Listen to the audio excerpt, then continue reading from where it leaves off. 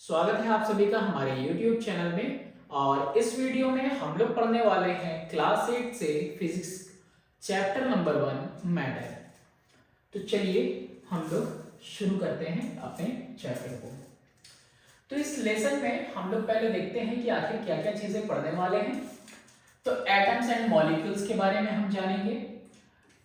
Atom के जो सब एटॉमिक पार्टिकल हैं, इलेक्ट्रॉन है, प्रोटॉन है, न्यूट्रॉन, इसके बारे में।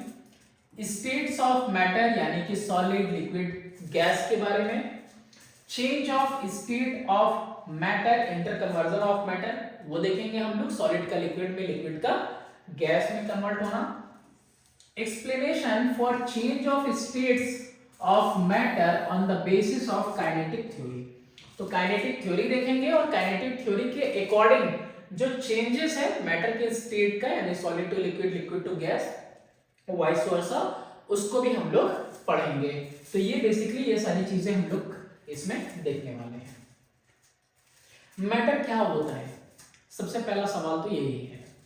तो matter is anything that has weight and occupies space.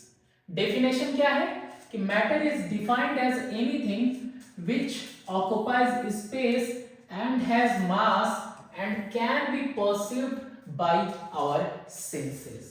अब वो दो चीजें तो समझ में आती हैं कि स्पेस ऑक्युपाई करे, मास हो उसके पास, परसीव्ड बाय आवर सेंसेस, यानी कि जैसे हवाएं हैं हम उनको महसूस कर सकते हैं। तो वो भी क्या है, मैटर है। Matter can be classified as living and non living. Matter कैसा हो सकता है, लिविंग भी हो सकता है, नॉन लिविंग भी हो सकता है। ठीक है। और जितने भी मैटर हैं, ये देखो, हैट है, पेंसिल, स्केटबोर्ड, स्नो है, table, bicycle, Apple, tree house, computer. अब ये देखो लिविंग मैटर हो गए, एप्पल और आपका ट्री हाउस। उसी तरीके से मिल्क है, ड्रिंक है, चॉकलेट है, rain, soup, juice, drink. Everywhere you will find wind है, air, hot air balloon, wind from fan, that is also matter, है ना। स्टीम, विंड, फॉग, ये सब के सब कैसे हैं, ये सब के सब आपके मैटर हैं। ठीक है। और लिविंग और नॉन लिविंग में कैटेगराइज किया गया है इसको। और जो भी कुछ मैटर आप देख रहे हो हमारे इर्द गिर्द, जो भी चीजें हैं हमारे अराउंड में, वो सब मैटर है। और सब के सब बने हुए हैं किससे, पार्टिकल से। किससे पड़े हुए हैं, बने हुए हैं, सॉरी, पार्टिकल से। और ये पार्टिकल मॉलिक्यूल्स भी हो सकते हैं, एटम्स भी हो सकते हैं, आयंस भी हो सकते हैं। मॉलिक्यूल्स, एटम्स, आयंस, किसी के भी हो सकते हैं। अब इनके बारे में ना आपको डीपली नहीं जानना है, ये फर्दर क्लासेस में आप पढ़ोगे। ठीक है।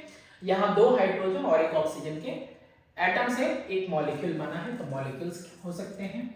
यहाँ पे हाइड्रोजन का दो एटम, तो ये भी एक मॉलिक्यूल हो गया। या फिर सिर्फ हम नाइट्रोजन के लिए एन लिख दें एटम के, या फिर आयंस के बने हुए हैं, चार्ज पार्टिकल्स के बने हुए हैं, जो भी चीजें हम लोग देखते हैं। ठीक है। ये इनकी बेसिक यूनिट है। एटम है क्या, एटम जो है वो स्मॉलेस्ट पार्टिकल है। क्या है, स्मॉलेस्ट पार्टिकल है, बेसिक यूनिट। जैसे हम घर बनाते हैं तो छोटी छोटी छोटी ईंटें लगाते हैं और एक दूसरे पे रखते जाते हैं और पूरा घर बनता है। तो वैसे ही जो मैटर का बिल्डिंग ब्लॉक है वो किससे बना हुआ है, एटम से बना हुआ है। It is the smallest unit of matter which can be divisible into 3 subatomic particle, electron, proton and neutron। तो ये सबसे स्मॉलेस्ट है। ठीक है। ये इसको क्या, इसमें सब एटॉमिक पार्टिकल्स भी आते हैं, प्रोटॉन है, न्यूट्रॉन है, इलेक्ट्रॉन। अब इनमें देखो वो ये रहा तुम्हारा एटम का स्ट्रक्चर। ठीक है। जनरली होता है ऐसा है, लेकिन हम लोग इस तरह से देखते हैं इसको। ये जो आपका न्यूट्रॉन है और जो प्रोटॉन है वो तो मिलता है आपको सेंटर में, और ये है कि एक्चुअली में ये न्यूक्लियस है। ठीक है, यहां मेंशन है न्यूक्लियस है। और ये जो आपका इलेक्ट्रॉन है, ये जो नेगेटिव चार्ज दिख रहा है, ये आपका इलेक्ट्रॉन है जो कि चारों तरफ अपने ऑर्बिट में रिवॉल्व करता है, जस्ट लाइक सोलर सिस्टम में जैसे सन के चारों तरफ आपके प्लैनेट्स रिवॉल्व करते हैं। तो ये इनका अपना अपना ऑर्बिट है जिसमें ये रिवॉल्व करते हैं। तो ये आपका एटम का स्ट्रक्चर है। तो एक एटम में भी सब एटॉमिक पार्टिकल होते हैं, electron, proton, neutron. Proton neutron centre में मिलेंगे, न्यूक्लियस में मिलेंगे, और इलेक्ट्रॉन आपको रिवॉल्व करता हुआ मिलेगा। नेक्स्ट अब देखते हैं वन बाय वन सबको। इलेक्ट्रॉन, इलेक्ट्रॉन क्या है? तो इलेक्ट्रॉन सब एटॉमिक पार्टिकल है और ये कैसा चार्ज है? इसके ऊपर निगेटिव चार्ज है। कैसा चार्ज है? निगेटिव। दिखाया था आपको डायग्राम में। Which neutralizes the positive charge present in the nucleus. अच्छा, अब एक चीज देखने की चीज है, यहां पे देखो, ये जो इलेक्ट्रॉन है नेगेटिव चार्ज, ये जो आपका प्रोटॉन है ये आपका पॉजिटिव चार्ज, देखो यहां मेंशन है। तो अगर नंबर ऑफ चार्जेस सेम रहेंगे, अपोजिट चार्जेस, तो क्या हो जाएगा? आपका जो एटम है इलेक्ट्रिकली न्यूट्रल हो जाएगा। यानी कि कोई भी एटम कैसा है? इलेक्ट्रिकली न्यूट्रल है। क्यों? क्योंकि उसके अंदर जो नंबर ऑफ इलेक्ट्रॉन है is always equal to the number of proton, और इसीलिए दोनों चार्जेस एक दूसरे को कैंसिल करते हैं। इसलिए कोई भी आपको एटम जो मिलेगा वो कैसा होगा? न्यूट्रल स्टेट में होगा। वो शेयरिंग हम लोग बाद में देखेंगे, फर्दर क्लास 9th में देखेंगे, या आपको इस पर्टिकुलर सेशन में मिलेगा, तो वो भी हम लोग देख लेंगे कि कैसे वो चार्ज उनके ऊपर आता है। तो चार्ज गेन ऑफ इलेक्ट्रॉन से या लॉस ऑफ इलेक्ट्रॉन से आता है, वो हमें अभी यहां नहीं पढ़ना है। फिर देखते हैं प्रोटॉन। प्रोटॉन के बारे में क्या है कि proton is a subatomic particle, ये भी सब एटॉमिक पार्टिकल है। It is positively charged which neutralises the negative charge which is orbiting the nucleus. अब यहां पे कह रहा है कि प्रोटॉन कौन है? तो प्रोटॉन एटम का सब एटॉमिक पार्टिकल है जो पॉजिटिवली चार्ज है, और न्यूक्लियस के नेगेटिव चार्ज को यही क्या करता है? न्यूट्रलाइज करता है। इलेक्ट्रॉन प्रोटॉन के चार्ज को न्यूट्रलाइज करता है, या इसको कह दो कि ये इलेक्ट्रॉन के चार्ज को न्यूट्रलाइज करता है। The charge on proton and electron is approximately the same.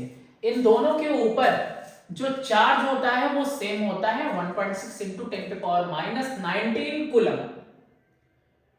पढ़ना नहीं है, कोई जरूरत नहीं है, जितनी इंफॉर्मेशन है बस हम उतनी देखेंगे, ठीक है, क्लास 8 के अकॉर्डिंग। दोनों पे चार्जेस इक्वल है, इक्वल अमाउंट ऑफ चार्जेस है, बस है क्या कि इस पे पॉजिटिव चार्ज है उतना ही, इस पे नेगेटिव चार्ज है उतना ही।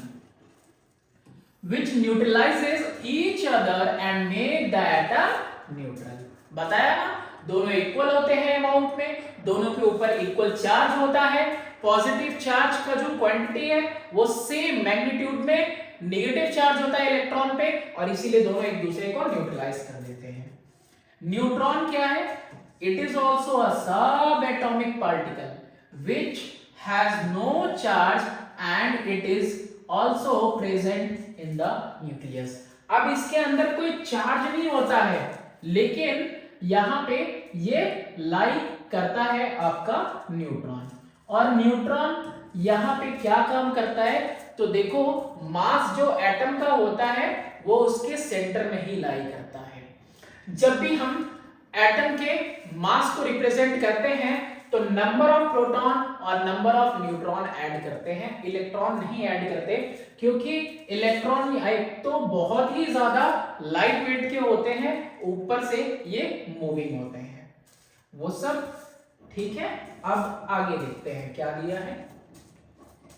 Matter occupies space which is called volume. कोई भी मैटर ले लो, पेन है, कार है, मिल्क, रॉकेट, बनाना, फोन, एटम, बुक, ये क्या करेगा? पर्टिकुलर स्पेस ऑक्युपाई करेगा। तो वो जो पर्टिकुलर स्पेस ऑक्युपाई कर रहा है ये, that is only called volume. It has mass and weight, mass और वेट होगा। Mass quantity of matter present in it, weight यानी gravitational force by which earth attracted, that is weight. Mass जो कभी change नहीं होता है, wait जो very करेगा, ठीक है, पोल पे अलग होगा, इक्वेटर पे अलग होगा। The quantity of matter represent its mass while the gravitational pull on the matter is called weight। आ गया ना यहाँ पे, कह रहा है कि जितनी क्वांटिटी प्रेजेंट है दैट इज मास, और ग्रेविटेशनल पुल जो उस ऑब्जेक्ट के ऊपर या उस मैटर के ऊपर लग रहा है that is its weight. It can be perceived by physical senses, और इसको हम लोग महसूस कर सकते हैं, फिजिकल सेंसेस से परसीव कर सकते हैं, टच कर सकते हैं, देख सकते हैं, स्मेल कर सकते हैं, एक्सेट्रा।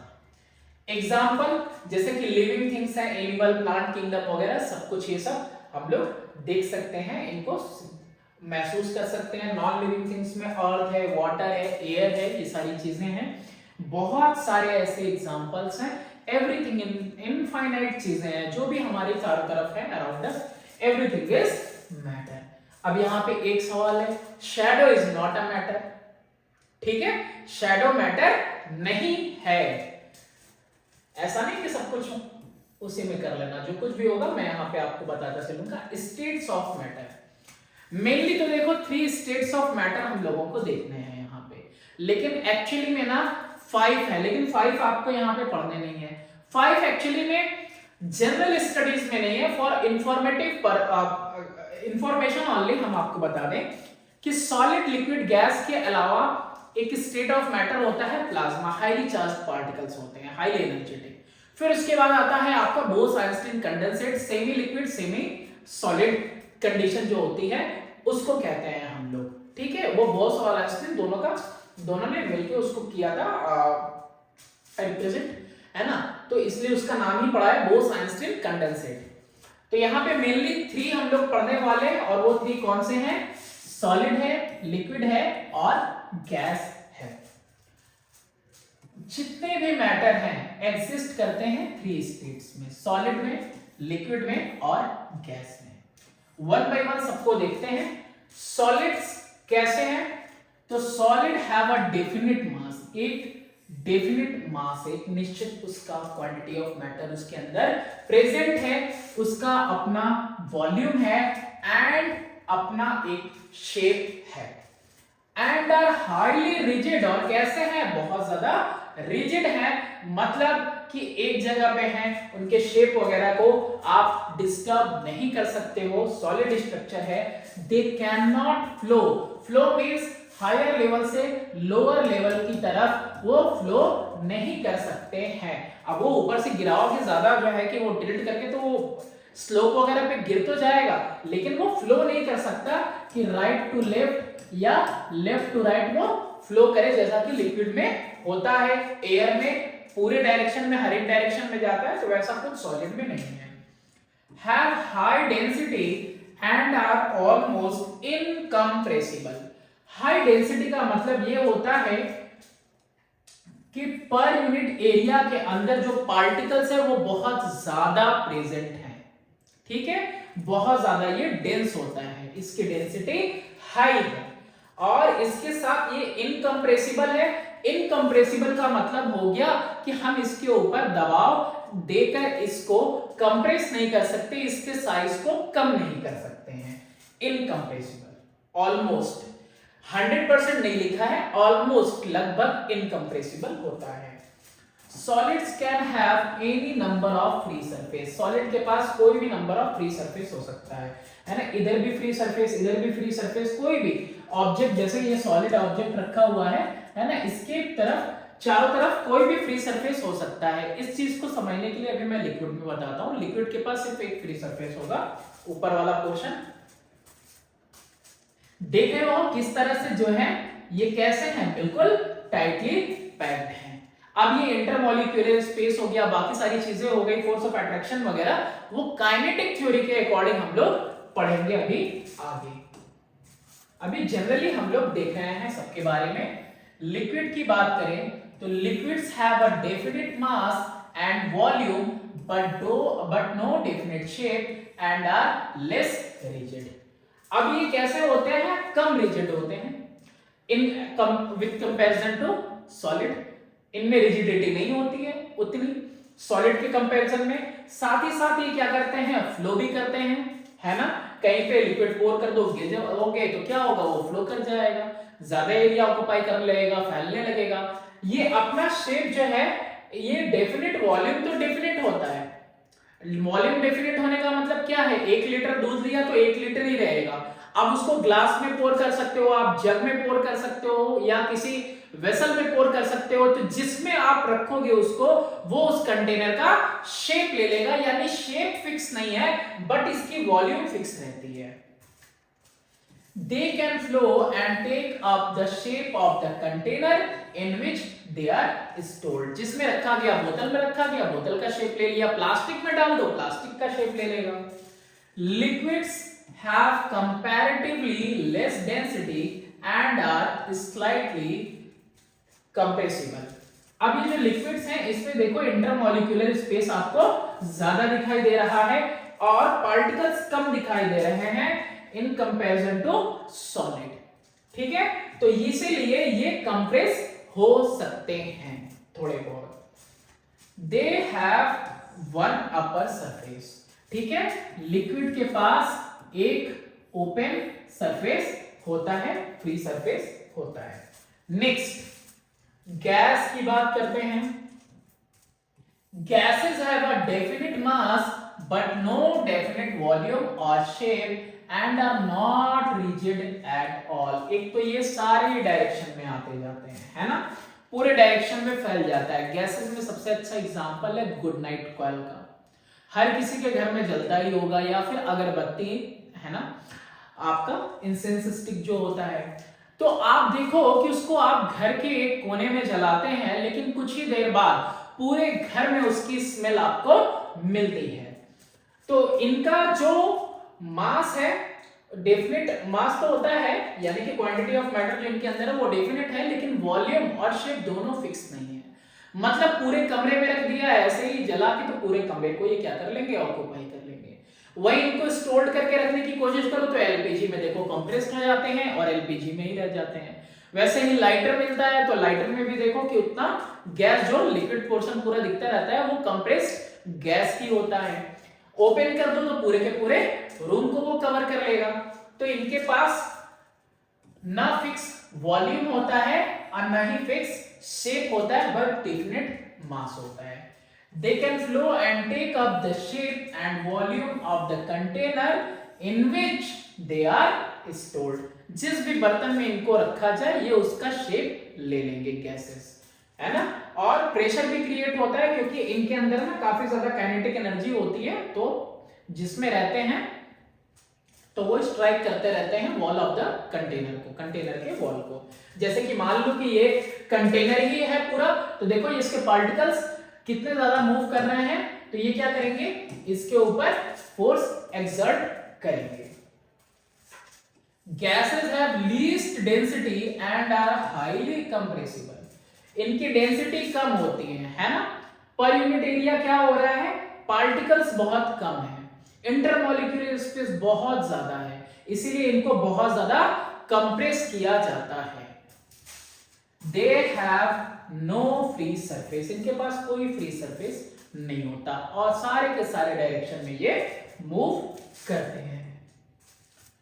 नेक्स्ट है आपका change of state of matter. अब change of state of matter में क्या देखना है हमको, सॉलिड, लिक्विड, गैस, ये तीनों देख लिया। इन तीनों में भी क्या होता है कि मैटर का इंटर कन्वर्जन होता है। Solid can be changed into liquid और liquid can be changed into solid, और solid can be changed into gas, gas into solid, liquid to gas और gas to liquid. Interconversion of matter involves change of state of matter from one state to another state and back to its original state. Interconversion का मतलब यही है, solid से liquid में convert हुआ, फिर liquid से सॉलिड में आप उसको कन्वर्ट कर सकते हैं। This change is affected by changes in condition such as temperature and pressure. और ये इंटर कन्वर्जन करने के लिए आपको क्या करना होगा, कुछ कंडीशंस अप्लाई करने होंगे। यानी प्रेशर में कोई चेंज लाओगे तो कोई बदलाव मिलेगा आपको उनके स्टेट में, या फिर टेम्परेचर के बजाय प्रेशर में भी आप चेंज लाओगे तो भी आपको बदलाव मिलेगा। कैसे? टेम्परेचर का तो सब जानते हैं, प्रेशर की बात करें तो देखो हाई प्रेशर से उसको भरा जाता है एलपीजी को। एलपीजी क्या है? गैस ही है, लेकिन वो लिक्विड फॉर्म में हो जाता है कंप्रेस करने के बाद, प्रेशर अप्लाई करने के बाद। ठीक है, तो प्रेशर से भी क्या होता है, उनका चेंज हो जाता है स्टेट, है ना, कि गैस को लिक्विड में आप कन्वर्ट कर सकते हो। और वही लिक्विड जब हम उसके नोजल को, रेगुलेटर के नोजल को ओपन करते हैं तो हम प्रेशर डिक्रीज कर देते हैं, और जब प्रेशर डिक्रीज कर देते हैं तो गैस फिर उस तरफ से बाहर निकल आती है। ठीक है, वन बाय वन हर एक को देखेंगे। तो पहले यहां पे हम थोड़ा सा देख लें कि जब हम लोग सॉलिड को प्रोवाइड करेंगे हीट, तो सॉलिड क्या करेगा, मेल्ट करेगा और कन्वर्ट हो जाएगा किसमें, लिक्विड में। वही लिक्विड को अगर आप फ्रीज करो, ठीक है, तो क्या हो जाएगा, वो सॉलिड में कन्वर्ट हो जाएगा। वही कुछ सब्सटेंस ऐसे भी होते हैं जो डायरेक्टली सॉलिड से गैस में चेंज हो जाते हैं, है ना। कुछ ऐसे सब्सटेंस होते हैं सबलाइम सब्सटेंस, और कुछ ऐसे भी होते हैं जो गैस से डायरेक्टली सॉलिड में चेंज हो जाएंगे। कैम्फोर है, आयोडीन है, नैप्थलीन बॉल है ना, कार्बन डाइऑक्साइड है, आइस है, कार्बन डाइऑक्साइड आइस। ठीक, तो उसको डिपोजिशन कहते हैं, और सॉलिड का गैस में डायरेक्टली कन्वर्ट होना सब्लिमेशन कहते हैं, और गैसेस का कंडेंस होना, अरे सॉरी, गैसेस का कन्वर्ट होना लिक्विड में, इसको कंडेंसेशन कहते हैं, और लिक्विड का वेपराइज होना यानी गैस में कन्वर्ट होना, इसको हम लोग कहते हैं इवेपोरेशन। देखो evaporation, vaporisation, there is a major difference between both, वो आएगा तब बताते हैं आपको। ठीक है,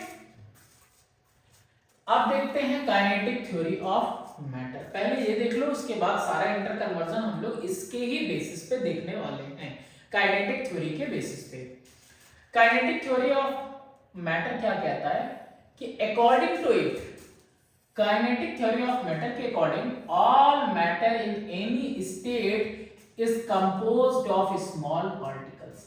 किसी भी स्टेट में हो, चाहे वो सॉलिड में हो, चाहे वो लिक्विड स्टेट में हो, या फिर गैसियस स्टेट में हो, हर एक स्टेट में वो किसके बने हुए हैं, स्मॉल पार्टिकल के बने हुए हैं, या तो मॉलिक्यूल्स के, या फिर एटम्स के, या फिर कह सकते हो आप आयंस के बने हुए हैं।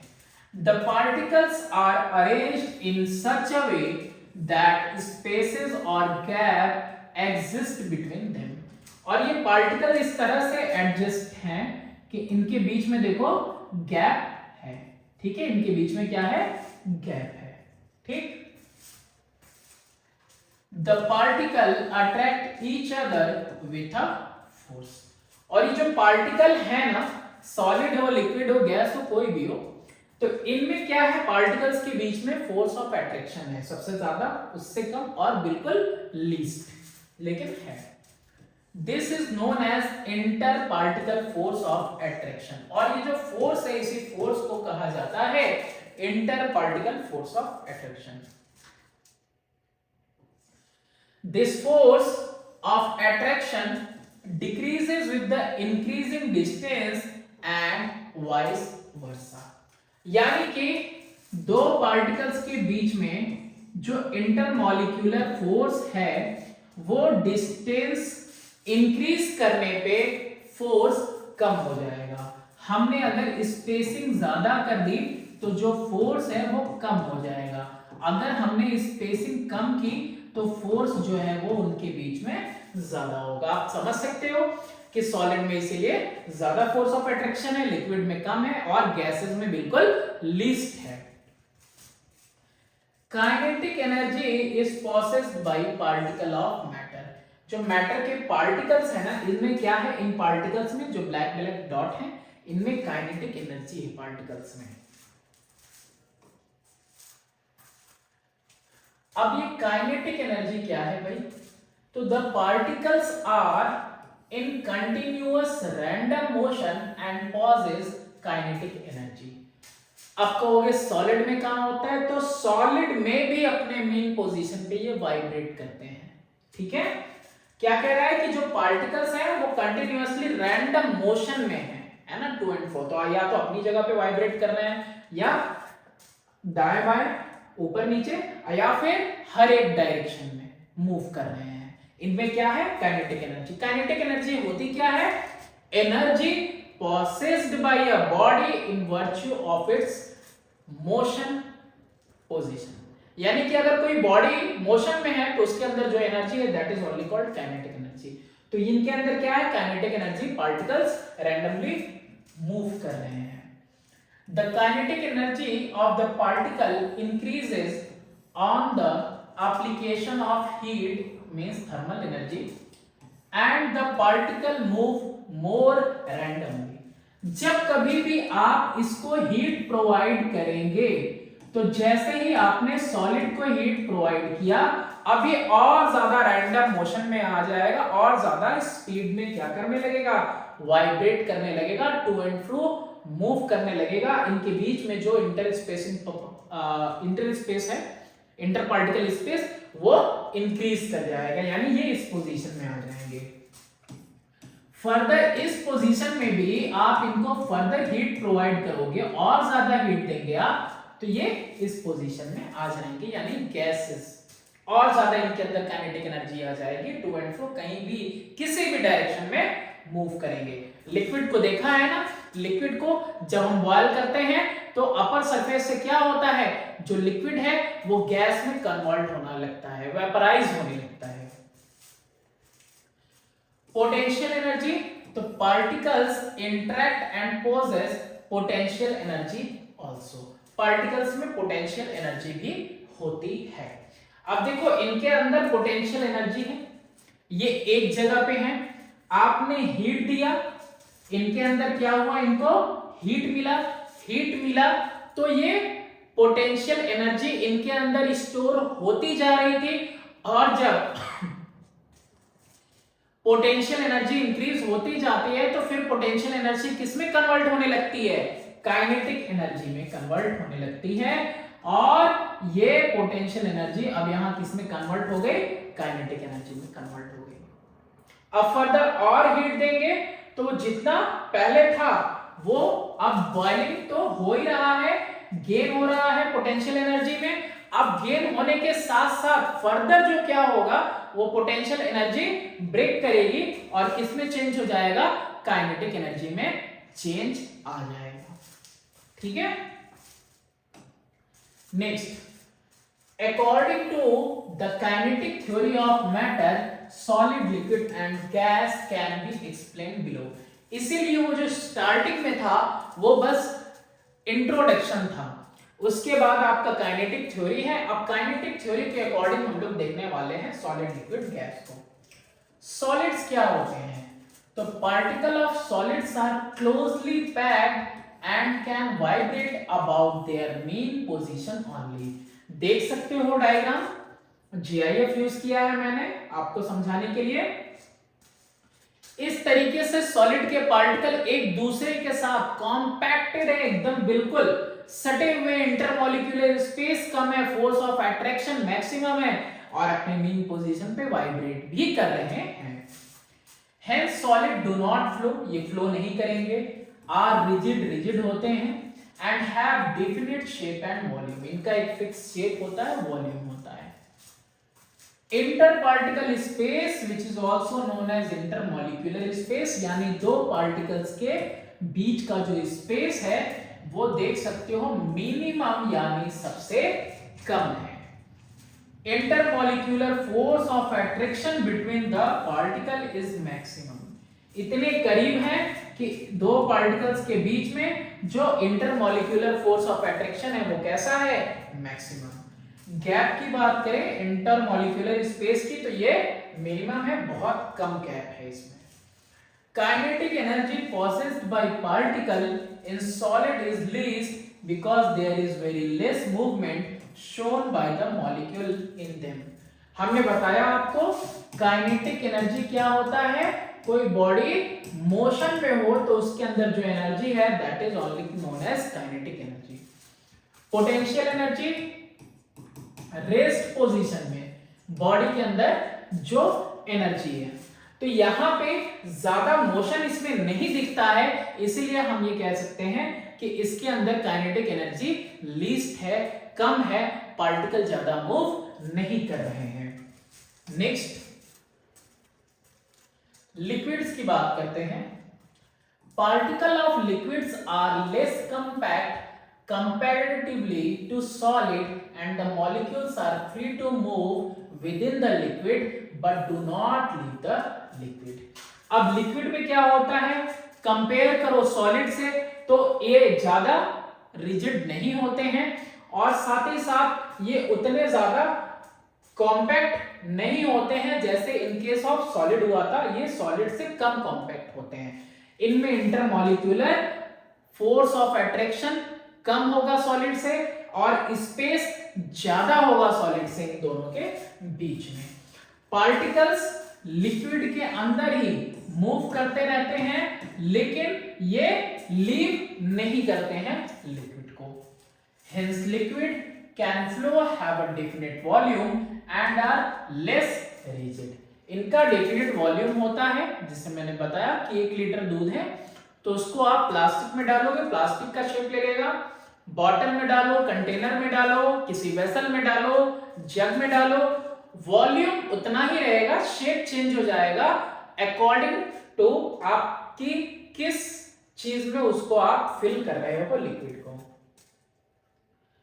सो the intermolecular space between the particle is slightly more than solid. Intermolecular space यानी दो पार्टिकल के बीच का स्पेस ज्यादा है। Intermolecular force of attraction is less as compare to solid. हमने ये देखा था कि इंटरमॉलिक्यूलर फोर्स जो होता है वो किसके ऊपर डिपेंड करता है, वो दो पार्टिकल के बीच में जो डिस्टेंस है या फिर जो गैप है उस पर डिपेंड करता है। तो गैप ज्यादा होगा तो इंटरमॉलिक्यूलर फोर्स ऑफ अट्रैक्शन कम हो जाएगा, तो गैप ज्यादा है एज कंपेयर टू सॉलिड, तो इसीलिए इसका intermolecular force of attraction come. Energy is processed bye the particle in a liquid. Kinetic energy processed होती है भाई इसके अंदर, लिक्विड के अंदर, यहां पे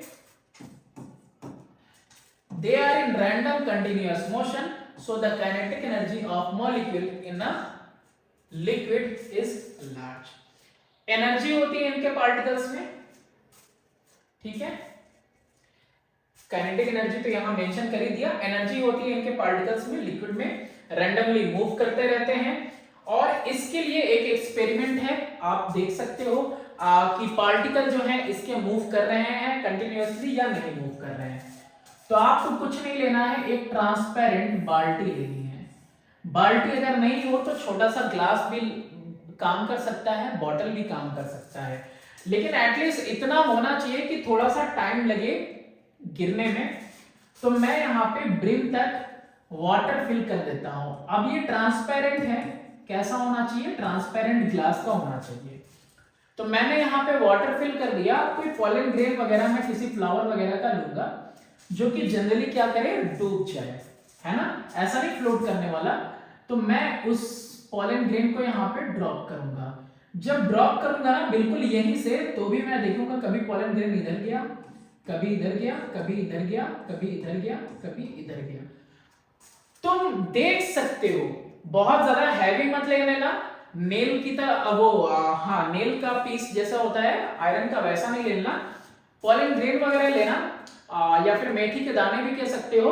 तो उसको जब तुम ऐसे डालोगे ना तो वो स्लाइटली इधर उधर जाएगा, एक जगह पे डायरेक्टली वहां से नीचे नहीं गिरेगा।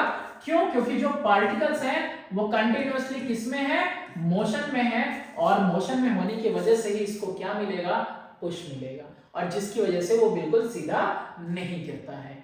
तो ये एक्सपेरिमेंट प्रूव करता है कि जो लिक्विड है उसके अंदर पार्टिकल्स कंटिन्यूअस मोशन में होते हैं। नेक्स्ट है आपका gases. Particles of gases show minimum compactness and particle are free to move in any direction. सब पार्टिकल्स देखो एक दूसरे से बिल्कुल अलग अलग होते हैं, कॉम्पैक्टनेस बिल्कुल ही नहीं दिखता इनके अंदर। जिस भी कंटेनर में डालो पूरे कंटेनर को फिल कर देते हैं, कंटेनर से बाहर निकालो पूरे रूम को फिल कर देते हैं, है कि नहीं? कभी आपने वो परफ्यूम वगैरह लगाया होगा, जब तक बॉटल में है तो ठीक है, बॉटल के ढक्कन से खुशबू आ रही है, जैसे ही तुमने अप्लाई कर दिया पूरे घर में महक रहा है। So they can fill any space, gases have no definite shape और वॉल्यूम, ना ही इनके पास शेप है ना ही वॉल्यूम है। वॉल्यूम क्या था? पहले लिक्विड था, परफ्यूम लिक्विड में था, कॉम्प्रेस्ड फॉर्म में, तो सिर्फ उतना ही था। अब उसके बाद आपने उसको बाहर निकाल लिया, यूज कर लिया, पूरे कमरे में उसकी स्मेल आ रही है, तो पूरा कमरा भर गया, वॉल्यूम चेंज हो गया उसका। Can flow and they are easily compressible, ये फ्लो करते हैं सारे डायरेक्शन में और इजिली कंप्रेस भी किए जा सकते हैं। The intermolecular space between the particle is comparatively very large. अभी जो इंटरमॉलिक्यूलर स्पेस होता है इनके अंदर ना बहुत ज्यादा है, देख सकते हो कितना ज्यादा इंटरमॉलिक्यूलर स्पेस है। अब इंटरमॉलिक्यूलर स्पेस दो पार्टिकल के बीच में ज्यादा है, इसीलिए intermolecular force of attraction, force word use हो रहा है, तो फोर्स ऑफ अट्रैक्शन लीस्ट हो जाएगा। इंटरमॉलिक्यूलर स्पेस ज्यादा होता है लिक्विड से भी और सॉलिड के कंपैरिजन में। On the other hand the intermolecular force of attraction is negligible, कोई इंटरमॉलिक्यूलर फोर्स ऑफ अट्रैक्शन नहीं होता, पार्टिकल्स बिल्कुल बिखर जाते हैं। Energy possessed by the particle of matter is very large. अब ये जो एनर्जी होती है इन पार्टिकल्स में बहुत ज्यादा लार्ज होती है, हाईली बहुत ज्यादा काइनेटिक एनर्जी होती है ना? तभी तो तुम देखो कि गैसेस को एक कॉर्नर में रखो लेकिन पूरे रूम में वो फिल हो जाते हैं। अब यहां पे हम एक एक्सपेरिमेंट देखने वाले हैं। इस एक्सपेरिमेंट में हमको करना क्या है? To show the change of state of matter. ठीक है, हमको चेंज दिखाना है स्टेट ऑफ मैटर में। मटेरियल क्या क्या चाहिए हमको? आइस क्यूब्स, बीकर और बर्नर चाहिए। ये मेरा बर्नर है, यहां पे मैंने फ्लास्क में आइस क्यूब ले लिया, या बीकर कह सकते हो, बीकर में हमने आइस क्यूब ले लिया। अब हम इसको हीट कर रहे हैं। जब हम इसको हीट कर रहे हैं तो क्या होगा? हीट करने की वजह से जो सॉलिड है वो मेल्ट करेगा और मेल्ट होके कन्वर्ट हो जाएगा लिक्विड में। फिर लिक्विड भी क्या है, एक टाइम तक इसका टेम्परेचर क्या होगा? बढ़ता रहेगा। फिर उसके बाद क्या होगा? ये बॉयल होगा और फिर धीरे धीरे वेपर में कन्वर्ट हो जाएगा। काइनेटिक थ्योरी ऑफ मैटर हमने पढ़ा था। यहां पे कॉम्पैक्टली पैक्ड है, हीट दिया हमने, उसमें काइनेटिक एनर्जी और ज्यादा आई। ठीक है, फिर वो काइनेटिक एनर्जी और ज्यादा बढ़ी तो फिर पार्टिकल्स अभी तो पार्टिकल सिर्फ अंदर ही मूव कर रहे हैं, है ना? सरफेस को छोड़ के नहीं जा रहे हैं, लिक्विड को छोड़ के नहीं जा रहे हैं। लेकिन अब क्या हुआ? और ज्यादा हमने इनको काइनेटिक एनर्जी दी। कैसे? थर्मल हीट अप्लाई करके। तो अब क्या हुआ? पार्टिकल बिल्कुल फ्री हो गया मूव करने के लिए। तो यहां पे देख सकते हो कि चेंज आता है स्टेट ऑफ मैटर में, किसकी वजह से? हीट की वजह से। अब यहां पे दो साइंटिस्ट हैं, इनसे मिल लेते हैं हम। एक तो है आपके जॉन डाल्टन, इन्होंने प्रपोज की थी अपनी थ्योरी ऑफ एटम और क्या कहा था? That atoms can neither be created nor be destroyed. ना ही एटम्स को क्रिएट किया जा सकता है, ना ही एटम को डिस्ट्रॉय किया जा सकता है। हेंस इसलिए matter to which is made up of atoms can neither be created nor be destroyed. तो जब एटम को हम लोग क्रिएट और डिस्ट्रॉय नहीं कर सकते हैं तो एटम से ही, तो मैटर भी एटम का बना हुआ है, तो मैटर को भी हम लोग ना क्रिएट कर सकते हैं और ना ही डिस्ट्रॉय कर सकते हैं, but can be converted into one form to another form. इसके बाद लेवोजियर है, इन्होंने फॉर्मुलेट किया the law on the basis of experimental evidence. अब इसको फॉर्मुलेट करेंगे कैसे? ये इन्होंने कुछ एक्सपेरिमेंट्स किए और एक्सपेरिमेंट्स करने के बाद इन्होंने इसका एविडेंस दिया। कैसे? इन्होंने क्या किया? He heated tin with air, tin को एयर के साथ हीट किया इन अ क्लोज्ड वेसल, यानी कि बंद वेसल में हीट किया। ताकि आउटर इन्वायरमेंट अफेक्ट ना करे, and found that the total mass of tin and air before the chemical change remain unaltered even after the chemical change producing tin oxide. अब यहाँ पे देखो टिन है, एयर है, एक वेसल में टिन और एयर ले लिया, तो टिन और एयर क्या करेंगे, आपस में रिएक्ट करेंगे क्योंकि वो उसको हीट कर रहे हैं क्लोज्ड वेसल में। अब दोनों आपस में रिएक्ट करेंगे तो टिन ऑक्साइड एक नए मैटर का फॉर्मेशन होगा, ठीक है। टिन अलग चीज, एयर अलग चीज, दोनों कंबाइन हुए टिन ऑक्साइड बना। अब ये जो एयर और टिन का जो वजन था हीट करने से पहले, यानी टिन ऑक्साइड से पहले, टिन ऑक्साइड बनने के बाद भी वजन उतना ही रहा, ठीक है। और कंडीशन क्या कि प्रोवाइडेड टेम्परेचर रिमेन कांस्टेंट, कि टेम्परेचर कैसा रहना चाहिए, कांस्टेंट। आगे देखते हैं explanation of change of state of matter on the basis of kinetic theory of matter. अब काइनेटिक थ्योरी के अकॉर्डिंग देखते हैं, वैसे भी हम लोग अभी भी काइनेटिक थ्योरी के अकॉर्डिंग ही पढ़ रहे थे, तो बुक में भी आपकी इसी तरह दिया हुआ है, तो अब इसके बेसिस पे भी हम लोग देख लेते हैं। पहला है solid state to liquid state. देख रहे हो, सॉलिड से लिक्विड में कन्वर्ट होना, इसको क्या कहेंगे, इस प्रोसेस को मेल्टिंग कहते हैं।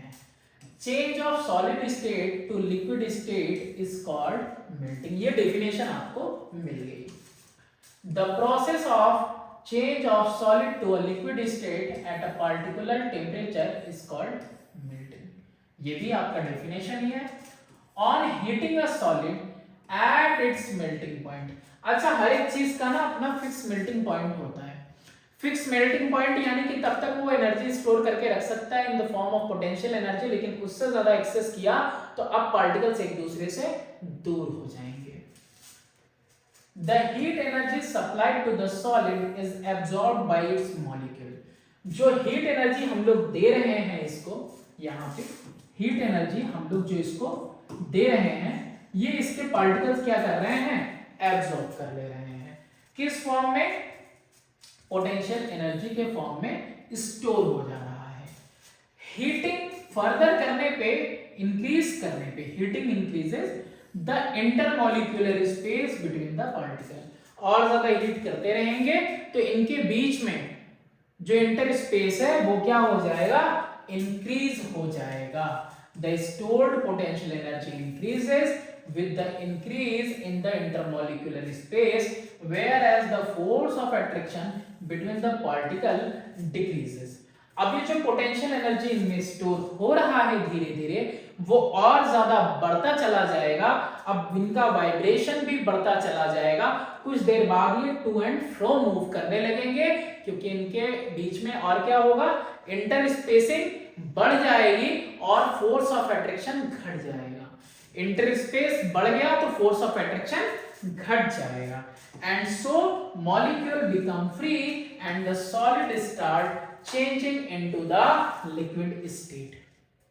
ठीक है, अब क्या होगा, हम लोग पार्टिकल्स के अकॉर्डिंग देखना है ना कि कैसे पार्टिकल्स में चेंज आ रहा, कैसे एटम्स में चेंज आ रहा, कि एटम यहाँ पे क्या कर रहे हैं, पार्टिकल्स क्या कर रहे हैं, पहले स्टोर कर रहे हैं एनर्जी कुछ हद तक, किस फॉर्म में, पोटेंशियल एनर्जी के फॉर्म में, लेकिन फर्दर क्या हो रहा है, हीट इंक्रीज करते करते एक पॉइंट ऐसा आ रहा है जब इनके बीच में फोर्स ऑफ अट्रैक्शन बिल्कुल कम हो जा रहा है, पार्टिकल्स के बीच में स्पेस बढ़ जा रहा है और ये फ्री है इधर उधर मूव करने के लिए, तो ये क्या हो गया, मेल्टिंग स्टार्ट हो गई इनकी।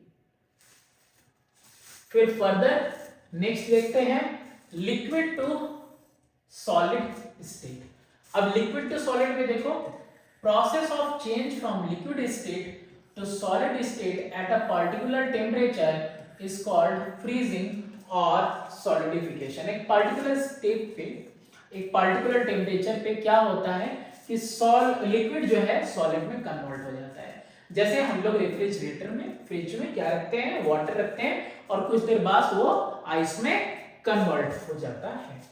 कैसे होता है, on cooling at its freezing point. Freezing point कौन सा पॉइंट होता है, जब वो लिक्विड सॉलिड में कन्वर्ट हो जाए। Potential energy is released in the form of heat energy. उसके अंदर से सारा का सारा हीट निकलता है धीरे धीरे, और उसकी वजह से वो क्या होता है, धीरे धीरे ठंडा होता है। तो ठंडा होने की वजह से हो क्या रहा है, जो पार्टिकल्स के अंदर मूवमेंट था हीट की वजह से था, काइनेटिक एनर्जी हीट की वजह से थी, तो वो अब एनर्जी, हीट एनर्जी उसके अंदर से रिलीज हो रही है। अब पार्टिकल्स जो मोशन में थे वो धीरे धीरे मोशन उनका सीज करेगा, जो पार्टिकल्स का मोशन था वो धीरे धीरे सीज करेगा, या फिर कह सकते हो स्लो हो जाएगा, या कह सकते हो रिड्यूस कर जाएगा, और इसकी वजह से पार्टिकल्स एक दूसरे के करीब आएंगे, एक दूसरे को ज्यादा पुश नहीं करेंगे, इंटरस्पेसिंग कम होने लगेगी, फोर्स ऑफ अट्रैक्शन बढ़ने लगेगा, और लिक्विड का सॉलिडिफिकेशन हो जाएगा। ठीक है, इस तरीके से यही सारी बातें यहां पे लिखी हुई हैं कि intermolecular force of attraction particles के बीच में इंक्रीज कर जाएगा, and so the molecules are hence not in a position to be free और माइग्रेट। फ्री नहीं है, अब वो मूव नहीं कर रहे हैं, अब उनके अंदर जो भी हीट एनर्जी थी सब खत्म हो चुकी है ना, अब उनके अंदर कोल्डनेस आ गया, उनका जो मोशन था वो सीज कर गया, स्टॉप कर गया, रिड्यूस हो गया, तो इसकी वजह से वो क्या हो जाएगा, कन्वर्ट होने लगेगा किसके अंदर, सॉलिड स्टेट के अंदर। Next, liquid state to gaseous state, इसको भी देखो। The process of changing the state of matter from liquid to gaseous या फिर कह सकते हो vapor state is called vaporization। क्या कहते हैं इसको, vaporization कहते हैं। किस स्टेट को, कि भाई लिक्विड का किस में कन्वर्ट हो जाना, गैस में, लिक्विड का गैस में कन्वर्ट हो जाना वेपराइजेशन कहलाता है।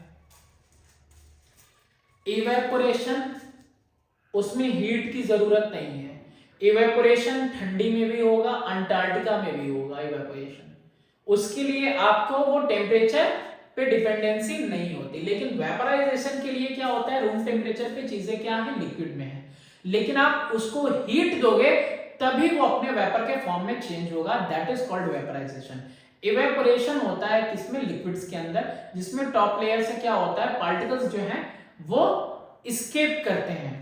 जैसे कि आपने देखा होगा कहीं गीला वगैरह होता है तो हम लोग क्या करते हैं, वहां पे पोछा लगा दिया जाता है या पानी फैला दिया जाता है ना, सूख जाता है थोड़ी देर में, पंखा वगैरह चला दिए, विंड वगैरह चला दिए, दैट इज इवेपोरेशन। लेकिन वेपराइजेशन के लिए क्या चाहिए, हीट चाहिए। On heating liquid at its boiling point, the heat energy supplied to the liquid is absorbed by its molecules and is stored in the form of potential energy। Heat किया हमने, जैसे यहाँ पे स्टोर हो रही थी energy, यहाँ पे भी लिक्विड को हीट करने पे एनर्जी स्टोर हो रही है, और साथ ही साथ होने के साथ, स्टोर होने के साथ वो धीरे धीरे कन्वर्ट भी होगी फर्दर इंक्रीज करने पे। Intermolecular space between the molecules of liquid increases due to the stored potential energy। अब ये जो फर्दर पोटेंशियल एनर्जी को इंक्रीज करते जा रहे हो, इनका मोशन धीरे धीरे बढ़ता जाएगा, क्योंकि ये जो आपका पोटेंशियल एनर्जी इसके अंदर स्टोर हो रही है वो धीरे धीरे किस में कन्वर्ट होगी, अब काइनेटिक एनर्जी में बढ़ती जाएगी। तो अब क्या होगा, अब जो मोशन पहले कम था अब वो मोशन ज्यादा होगा, इंटरस्पेसिंग बढ़ जाएगी, फोर्स ऑफ अट्रैक्शन कम हो जाएगा, अब पार्टिकल्स और ज्यादा रैंडमली मूव करेंगे, और इवन इतना मूव करेंगे कि सरफेस को छोड़ना शुरू कर देंगे, ठीक है, एस्केप करने लगेंगे लिक्विड को। whereas the intermolecular force of attraction decreases drastically till it becomes almost negligible। Intermolecular force of attraction बिल्कुल खत्म हो जाता है, सब क्या करने लगेगा, पार्टिकल्स लिक्विड को इस लिक्विड से एस्केप करने लगेंगे। As a result, the molecule thus become almost completely free and escape as gas or vapor, since they cannot remain in the liquid state। अब वो लिक्विड स्टेट में ही सिर्फ नहीं रह सकते हैं, अब उनको क्या है, बहुत ज्यादा एनर्जी मिल गई, हाई एनर्जेटिक हो गए, अब क्या करेंगे, वो लीव कर देंगे लिक्विड को। Gaseous state to liquid state, The process of changing the state of matter from gaseous to liquid state without any fall in temperature is called liquefaction or condensation. अब ये क्या है? अब हम लोग गैस को किस में कन्वर्ट करेंगे? लिक्विड में कन्वर्ट करेंगे। और कैसे कन्वर्ट करेंगे? Without any fall in temperature, temperature में कोई फॉल नहीं लाएंगे, लिक्विड को और गैस को कन्वर्ट करेंगे किसमें? लिक्विड में। और इसी प्रोसेस को क्या कहा जाता है? लिक्विफैक्शन भी कहा जाता है, साथ में कंडेंसेशन भी कहा जाता है। On cooling a gas, gas को जब कूल करोगे तो potential energy is released in the form of heat energy as the molecules lose their potential energy in the form of heat energy. अब यहाँ पे गैसेस हैं, गैसेस में है क्या? पार्टिकल्स के अंदर बहुत ज्यादा एनर्जी है, रैंडमली मूव कर रहा है, काइनेटिक एनर्जी ज्यादा है। अब इनमें से हीट एनर्जी धीरे धीरे क्या हो रही है? कम हो रही है। अब हीट एनर्जी जो रिलीज हो रही है उसकी वजह से इनका जो मोशन होगा धीरे धीरे कम होता जाएगा। ठीक है, अब मोशन धीरे धीरे कम होता जाएगा तो जो पहले रैंडमली ये मूव कर रहे थे अब थोड़ा कम मूव करेंगे, और कम मूव करने के साथ साथ एक दूसरे के क्लोजर भी आएंगे। क्लोजर आएंगे तो intermolecular force of attraction increase करेगा, इंटरमॉलिक्यूलर स्पेस कम होगा, क्लोजर आ गए तो अब ये किसमें कन्वर्ट होने लगेंगे? ये फिर शेप ले लेंगे किसका? लिक्विड का। द रिलीज पोटेंशियल एनर्जी, जो पोटेंशियल एनर्जी उनके अंदर थी हीट की वजह से, वो क्या हुई? रिलीज हो गई। इसकी वजह से डिक्रीज आ जाएगा in the intermolecular space. Intermolecular space यानी कि दो पार्टिकल्स के बीच का जो गैप है वो कम हो जाएगा, whereas the intermolecular force of attraction between the particles और molecules increases. Intermolecular force of attraction बढ़ गया, स्पेसिंग कम हुई, फोर्स बढ़ गया। As a result molecule come very close and hence are not free to move and gaseous state changes into the liquid state. अब इनका motion क्या हो रहा है? सीज कर रहा है। अब क्या हो जाएगा? ये उतना ज्यादा फ्री है नहीं मूव करने के लिए, तो अब धीरे धीरे गैस किस में चेंज हो जाएगा? लिक्विड में चेंज हो जाएगा। And this process is called liquefaction और condensation. Solid state to gaseous state. हाँ, कुछ पार्टिकुलर मैटर ऐसे भी हैं जो डायरेक्टली कैसे हैं? सॉलिड से गैस और गैस टू सॉलिड में कन्वर्ट हो जाते हैं, and that process is called sublimation. The process due to which a solid directly changes to gaseous state or vapor state, and on cooling directly changes back to solid state without changing into liquid state is called sublimation। यानी कि ये बीच वाला phase बिल्कुल गायब। ठीक है, क्या हो जाएगा? डायरेक्टली कूल करोगे तो सॉलिड और डायरेक्टली हीट करोगे तो gas.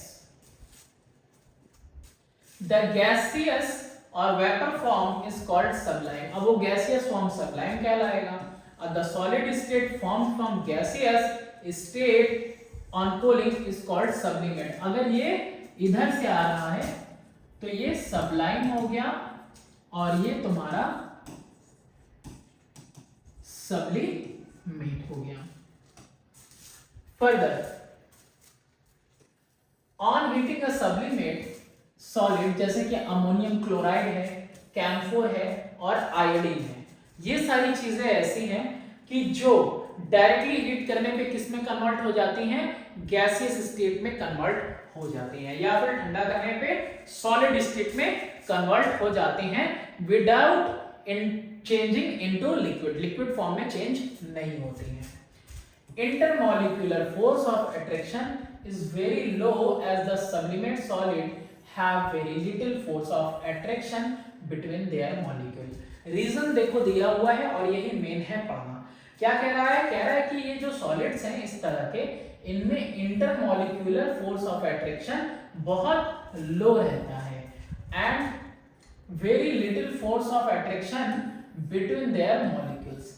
They have high potential energy stored in their molecules. इनके मॉलिक्यूल्स में ऑलरेडी हाई पोटेंशियल एनर्जी रहती है, तो फर्दर हीट देते हो तो डायरेक्टली लिक्विड के बजाय ये गैसियस फॉर्म में कन्वर्ट होते हैं ऑन हीटिंग, जब गर्म किया, intermolecular force of attraction is overcome and the molecule break away from other molecule and escape from the surface of the solid in the form of vapor। और directly क्या होता है, जब इनको हीट प्रोवाइड कराई जाती है तो इनके बीच में जो बॉन्ड होता है, इनके बीच में जो फोर्स होता है वो बिल्कुल इजीली ब्रेक हो जाता है और ऑलरेडी इसके अंदर पोटेंशियल एनर्जी ज्यादा स्टोर्ड थी, तो इसीलिए जो मॉलिक्यूल्स हैं एक दूसरे से दूर मूव करते हैं और इवन लिक्विड को सॉलिड को डायरेक्टली स्केप करने लगते हैं वेपर के फॉर्म में। कन्वर्सली इसका opposite, on cooling the gaseous state changes back to the solid state. और यही क्या है कि जब आप इसको ठंडा करोगे तो क्या होगा, डायरेक्टली ये चेंज हो जाएगा सॉलिड स्टेट में। Sublimation is also possible in absence of heat। Heat के एब्सेंस में भी सब्लिमेशन पॉसिबल है, just like evaporation. For example जैसे naphthalene, camphor sublime at room temperature. Naphthalene balls के बारे में सब जानते होंगे कि कहीं चीजें रखी रहती हैं, किताबें वगैरह हो या कपड़े वगैरह रखे रहते हैं, तो हम लोग नैप्थेलिन बॉल्स लेते हैं और उसको किसी कपड़े वगैरह में लपेट के रख देते हैं और वो बिल्कुल जो है धीरे धीरे कुछ हफ्तों में, महीनों में देखेंगे क्या कि वो उसकी महक तो रहती है बाकी, लेकिन वो क्या होता है बिल्कुल खत्म हो जाता है, इवेपोरेट कर जाता है। आप रूम में भी देख के रख के देख सकते हो उस चीज को। अब यहाँ पे एक चीज है deposition, condensation, sublimation is other thing. अब ये डिपोजिशन क्या है, is a thermodynamic process, a phase transition in which gas transform into solid without passing through the liquid phase। liquid phase के बिना ये डायरेक्टली पास हो जा रहा है, तो इसको भी आप कह सकते हो सब्लिमेशन, लेकिन इसको मेनली क्या कहा गया है, यहाँ पे डिपोजिशन कहा गया है। अब डिपोजिशन तुमको देखने को मिल जाएगा, जैसे किचन में खाना वाना बनता होगा जहाँ पे, या कोयला वगैरह जल रहा होगा, तो उसकी पास की दीवार पे ऐसे ब्लैक सूट मिलेगा, इसको क्या बोलते हैं, सूट। ठीक है, कार्बन होता है ये, ठीक है, बर्न्ड पार्टिकल्स होते हैं उसके। For example suit that is deposited on the walls of chimney, suit molecules rise from the fire in a hot and gaseous state, but when come into contact with the walls they cool down and change into the solid state directly।